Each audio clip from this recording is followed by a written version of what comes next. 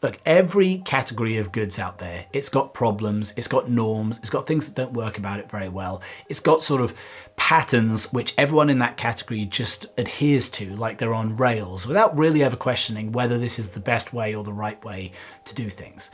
Disagreement comes from you simply saying, you know what, I actually don't agree with that. I actually think that things should be done in this other way, and then you start to come up with a new territory for creating value.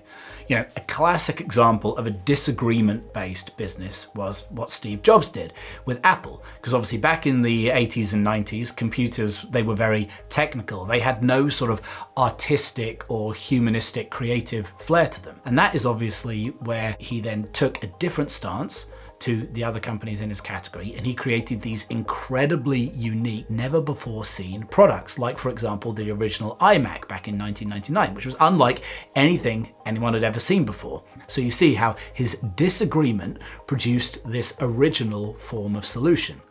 And then the question was, okay, what problem does that actually solve for the customers? Just because you do something different, it doesn't necessarily mean that customers are going to want it. But in the case of Apple, by softening computing and adding in this artistic element, he basically made it far more appealing and accessible to people who up until that point hadn't been interested in computers. Boom. From his disagreement, from his unique personal point of view, came this massive creation of new value.